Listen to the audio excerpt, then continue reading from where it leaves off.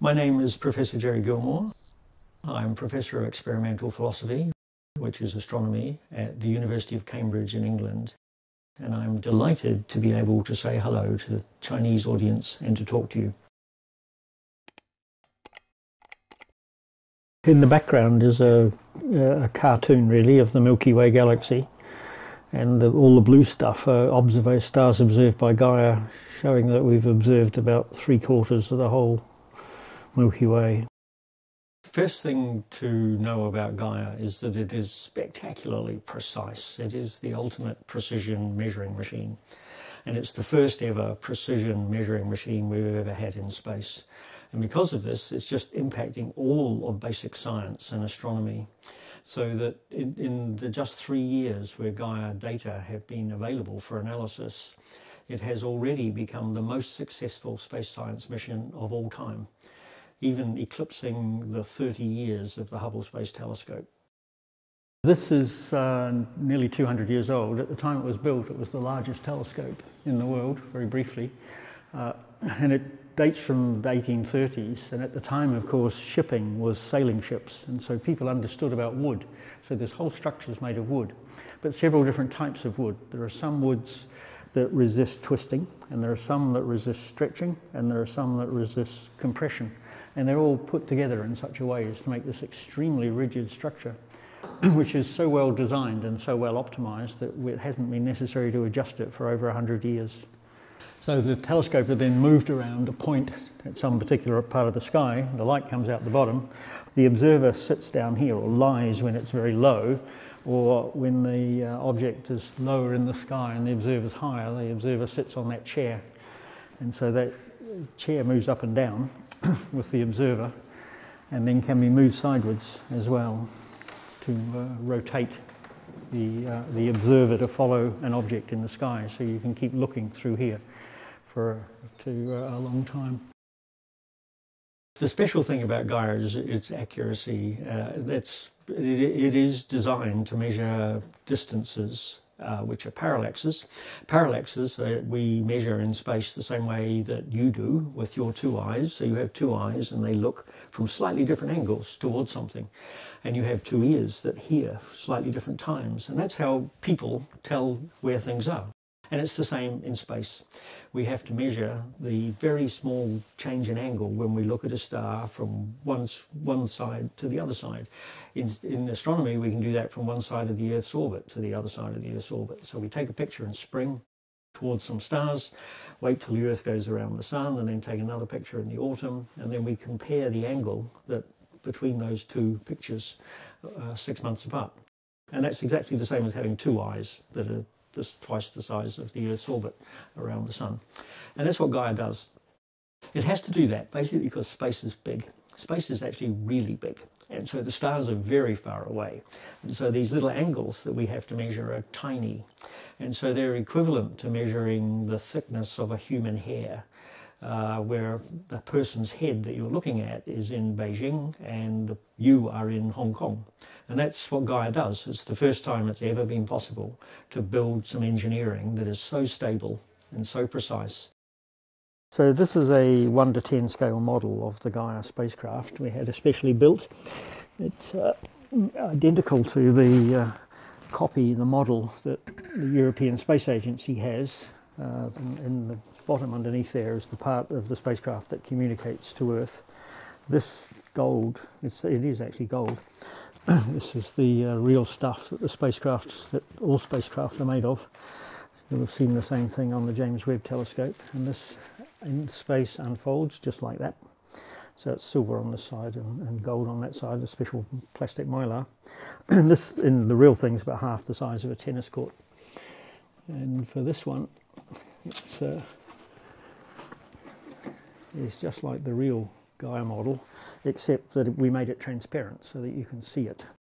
So this is the structure of the Gaia spacecraft. So you can see there's one telescope here, light comes in this side, and there's a second one here where the light comes in and goes to a telescope here, that's telescope number 2, and then the light bounces around inside some mirrors inside the structure there and comes down to here, which is the gigantic CCD camera. So you can see underneath these solar cells, there's a ring of them all the way around, and that's where the spacecraft gets its power. And then in the very centre there's a ring of antennae, and these are always directed down at the Earth, and they're communicating the signal down to us and getting control signals back from the Earth, and the data from that, from the camera, is being sent down from that. And then in addition, these little boosters around the side, little rockets, and so they're used to control the spacecraft. Gaia, as it rotates, these two telescopes just scan around and make a ring on the sky, and then the spacecraft tilts slightly, steadily, and so it maps out the entire sky. And so every bit of sky is imaged through these two telescopes at a wide angle. That's just equivalent to our eyes, this angle. And that allows us to measure the parallax, the distance to a star, but also by linking the two telescopes together very, very accurately. There's some precision laser interferometers on board the telescope that measure the angles very, very precisely, that we can then turn those into absolute distances. And so instead of just measuring the distance between two things nearby, we can say, yes, this particular thing, like I can look at a wall and I can say, yes, that wall is about 2 meters away. And Gaia can do the same thing with a star, and it can say, yes, that star is exactly 27 light years away. And the one that looks like it's next to it is actually 2,000 light years away. And then it does its real trick, which is to come back next year and do it again. And then the stars have moved.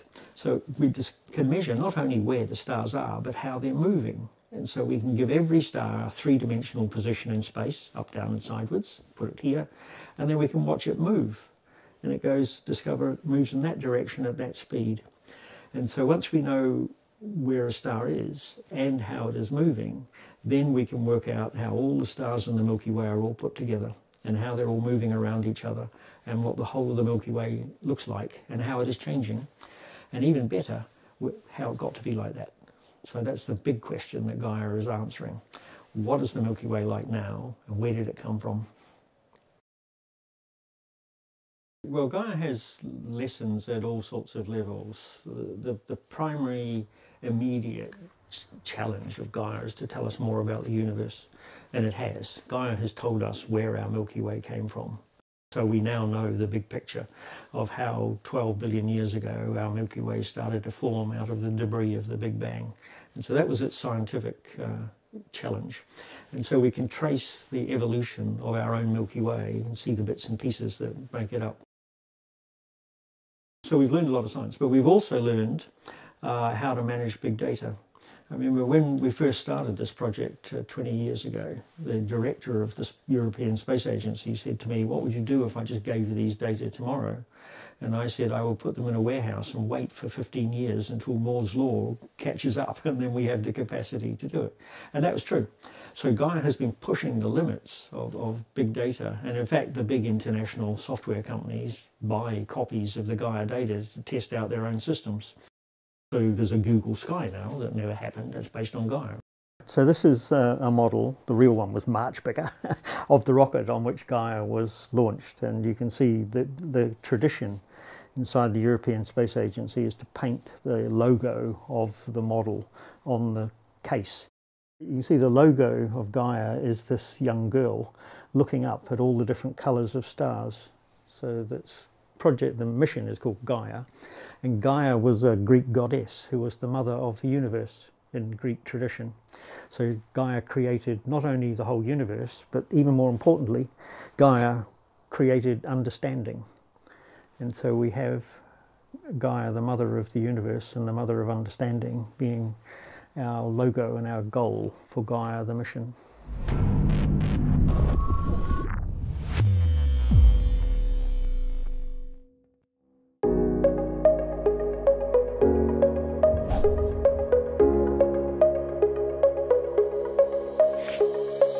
地球上的人都看的是同一片天空吗？都说科学无国界，但是科学家是有国界的。国际合作难吗？科学无国界会是一个梦想吗？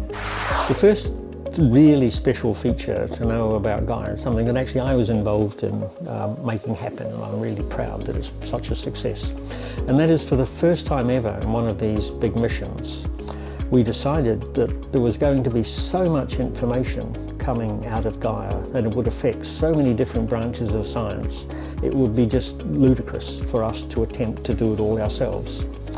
And so we invented this completely new way of doing public science, and that the data come from Gaia down to the satellite, and they come down in a very complicated fashion, and they're processed by a team of hundreds of people on giant computers, and it takes years of work to turn it into a form that's ready to understand, to interpret.